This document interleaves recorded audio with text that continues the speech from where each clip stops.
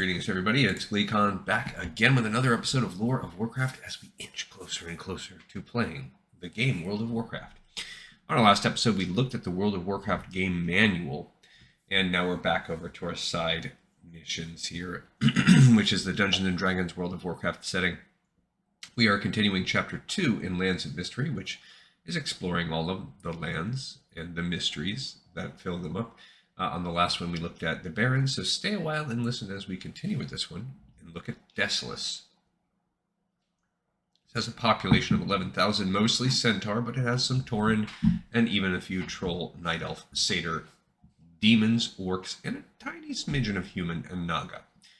The major settlement is Maraudon, plus there's Nigel's Point and a few others, which we'll get to as we go. But this is a neutral region, open for all to quest in. Desolace fits its name well. It is a dry, desolate land, and I can hardly fathom why so many thousands live here. While inhospitable, the raw rock here is an excellent source of iron and gold, as well as precious gems. Audios video.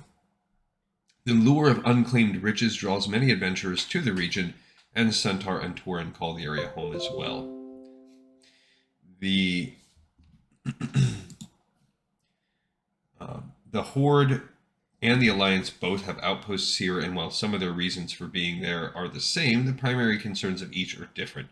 The Alliance presence has two main goals: to free the spirit of Zaytar, son of Cenarius, and to destroy the slowly building undead presence in the region. The Horde, on the other hand, spends most of its efforts opposing the demons in the area, as well as the demons' worshippers in the Burning Blade clan.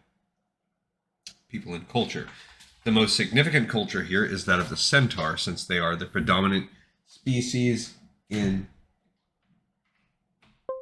the region. The Centaur culture is based on warfare. It is a culture in which only the strongest and quite often the most vicious survive. In addition to the three dominant tribes, the Kolkar, led by Khan Dezhepa, Magrum, led by Khan Jen, and Gelkis, led by Khan Shaka. A fourth tribe, the Maraudin, occupies the Valley of Spears. These Centaur are the chosen protectors of Maraudon, the site of the tomb of the Centaur's father, Zaytar. And two of those, I believe, the Kolkar and Magrum, but it might be the Gelkis, I don't remember, but the two of those you can actually become exalted with. I think mutually exclusively, like you got to pick one and work toward the other. The Magrum, there we go, and the Gelkis are the most open to discussion with outsiders, and I had an opportunity to spend a bit of time with each. In typical Centaur fashion, they blame each other for everything, and their entire society is based on the ongoing war with the opposing tribe, and to a lesser extent all other tribes. The Magrum have a new advantage in this civil war, however. They have begun to study necromancy and now control small numbers of undead. There is no scourge presence in the area, so the source of this budding necromancy is unknown. Since the Magrums side with the undead, that makes both the Alliance and the Horde potential allies of the Gelkis. The Gelkis tribe is shamanistic but bloodthirsty, perhaps comparable to most troll species. As such, I suspect it is possible that the Horde may convince them to give up their bloody sacrifices to join it like the jungle trolls did, but that is pure speculation. The Burning Blade clan controls a good chunk of central Desolace with the assistance of a demonic coven to their south. It is possible that these demons and warlocks are the ones teaching necromancy to the Centaur, which implies that they may be working on a new scourge. The Horde is intent on bringing the Burning Blade down, and for that we should all be thankful. Along the northern coast, the Naga emerge and grow in numbers. The reason behind the Naga presence in the region is unknown, but I did run across a large statue of Ajara on an island off the northwestern coast. There was a slot for a missing gemstone in the statue. Perhaps the Naga looked for it. In general, the Alliance and the Horde try to avoid each other. Here, their causes are similar enough in the land that they probably should be working together, but politics makes that difficult or impossible. As such, both forces are aware of each other and pass by without conflict for the most part, taking turns striking against the demons, warlocks, and undead in the region. Rexar, champion of the Horde, patrols the roads near Stonetalon to keep them safe, but I never encountered him myself. I wager he would have given me a good sparring match if I did, though. And the geography. Desolace is a bleak, remote, and inhospitable land. It lies along the western coast of Kalimdor, north of Feralis, west of Mulgore, and south of the Stonetalon Mountains. The ground is dry and gray, and for the most part infertile, save for the few places where trolls or the Alliance have made attempts to maintain the land that surrounds their temporary shelters, and near the areas of the Stone Talons and Feralis. There are a few scattered bodies of stagnant water. The northern, southern, and eastern edges of the region are mountainous, with several tunnels and caves serving as shelter for the centaur in those areas. The northwestern coast borders the ocean, but further south one finds more mountains. The wildlife of the land includes vultures, kodo beasts, basilisks, air elementals, hyenas, and thunder lizards. That has changed a little bit with Cataclysm. There is some life in the region now. Sites and settlements. Desolace has few permanent structures beyond the massive caverns of Maraudon, but nearly every faction imaginable has an encampment of some sort here. Ethel Rethor. These Night Elf ruins in northern Sartheris Strand have been overtaken by the Naga, who dwell in the ruins both above and below the water. A human archmage named Azor Aldamorthos manages to keep the Naga away from a massive sealed tower that was probably created by the Highborn. While he is interested in the tower, he is more concerned with a missing artifact, the Scepter of Light. According to Azor, legends say the scepter is powerful enough to sink entire cities. He believes the warlocks at Thunderaxe Fortress have it, and if he's right about how powerful this thing is, that worries me. That's a questline there. Ghostwalker Post is a Tauren camp, a pretty good-sized one. The post is a Tauren village north of the Kodo Graveyard. The Tauren keep an eye on their old enemies, the Centaur and the Burning Blade clan. The leader here is Gerda Wildbane, a Tauren shaman. Gerda and the other shamans ease the nearby Kodo into their next lives and sometimes communicate with the spirits of dead Kodo. There's also a contingent of orcs here, sent by Thrall. The Kodo Graveyard. In the waning years of their lives, Kodo instinctively trek to this bone-laden expanse in the center of Kalimdor, where they spend their last hours. Kind of like elephants. Manarok Coven. This is a small coven. Several agents of the Burning Legion, including Fell Hunters, Infernals, Doomguards, and Succubi reside here, led by Lord Azrathok. The Orc Warlock Jugkar Grimrod also represents the Burning Blade here. This group is the largest demonic coven in central Kalimdor.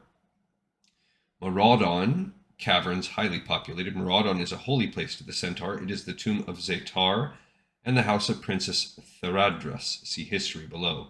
Within the tomb is a maze of underground caves and tunnels populated by the spirits of the long-dead Centaur Khans. This is the first big dungeon expansion that's added in as well. Earth elementals, basilisks, and rock boars also inhabit the site. It is rumored that satyrs and other emissaries of the Burning Legion have moved into these caverns as well. Nigel's Point is a small town. Nigel's Point is one of the only Alliance camps in Desolace, overseen by the Alliance military and led by Captain Pentagast. In addition, Remulos, son of Cenarius, has dispatched members of his Cenarian Circle here to try to recover Zetar's remains from Maraudon. The Night Elves rebuild here on the site of some of their ancient ruins. The Cenarian Circle members are led by Keeper Mirandus. Sargeron is some ruins. These Night Elf ruins have been taken over by satyrs. Their purpose here remains a mystery, though I speculate it relates to the satyrs' affiliation with the Burning Legion. Shadowbreak Ravine is another small enclave. Shadowbreak is a hidden enclave where the Burning Blade practices its dark arts. Here, wild horses are infused with the necessary components to make them fitting mounts for the warlocks. Here also, demon summoning is freely practiced, and Thrall's Horde has recently begun to amass a force large enough to stop the warlocks. Shadowprey Village is a small village, primarily a troll fishing village. Shadowprey is also a travel node for Horde adventurers. It lies along the Sartheris Strand south of the Valley of Spears. Nearby, a representative of the Cenarian Circle, the Dryad Selendra, investigates the whereabouts of Zetar's remains. The trolls tolerate her presence because they are aware that the Centaur are a threat to them as well, and the Alliance here helps their cause against the Burning Blade. Thunderaxe Fortress is a pretty populated fortress. Thunderaxe is the most remote Burning Blade hideaway in the land. Here warlocks practice their dark magic but seem to refrain from their demon summoning ways, at least to the casual observer. While Thrall is aware of the cult's existence, he has thus far sent only a small contingent of orcs to the area. It's also rumored that a sect from Thunderaxe is allied with the Magrum Centaur against the Geltkis. For more information on the Burning Blade, see Chapter 8, Organizations. Sorry, I'm losing my voice a little bit after that last mega episode. Valley of Bones. Many believe that the Valley of Bones is cursed, and as such, almost all of the Centaur clans avoid it. The valley's floor is littered with what is believed to be bones of the old gods, presided over by Magrum, Centaur, necromancers, and skeletons. Valley of Spears is a pretty big-sized village. The protectors of Maraudon the Maraudin live in this Centaur village. Only the bravest and mightiest of the tribe's warriors are chosen to guard the tomb of Zetar at Maraudon. And the history. The Centaur are the offspring of one of Cinereus' two sons, Zetar, and the elemental priestess Theradras. The same from Deepholm, I believe. It is said that upon their emergence, the Centaur turned and killed their father.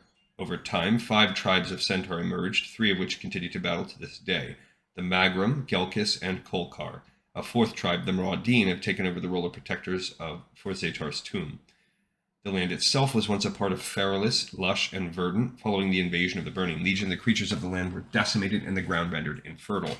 Now, that's actually not how it happened according to Chronicles. There was some kind of intentional plague cast on it to kind of defeat the Centaur. I think done by the Tauren. After the defeat of the Legion at Mount Hyjal, many surviving demons retreated here and the warlocks of the Burning Blade followed. The presence of the Centaur makes attempts to replenish the area's natural resources challenging, to say the least. In recent days, a contingent of druids and adventurers has set up an alliance camp at Nigel's Point to combat the Maraudin in attempts to free Zetar's spirit. And here's the adventure hook. The presence of the Centaur, Naga, and other unusual creatures in Desolace makes the region one of the most mysterious places on Kalimdor, with the quest Shining Light. Azor Aldemorthus asks the PCs to retrieve the Scepter of Light from the Thunderaxe fortress. While the scepter is guarded, the more difficult part of the mission is returning to the scepter to the Archmage. It's a typo. The scepter is intelligent, and it compels the user to return it to its master, a long-dead highborn elf in the ruins now known as Dire Maul in Feralis. While the PCs can simply attempt to fight the intellect of the object and return it to Azor, he asks them to accompany him to Dire Maul to show the object the truth about its former master. Once the scepter has been shown the ruins, the PCs must find the master's spirit, who releases the object and allows Azor or a powerful PC mage to claim it. So interesting. We skip out on Maraudin and actually open up a quest hook to Dire Maul, which is not done until the next patch, although as we've established, it's still already out at the time of the writing of this book. All right, thank you everyone so much for listening, watching, enjoying Lore of Warcraft. I look forward to giving you guys more content next time. This episode is in the pipe 5x5.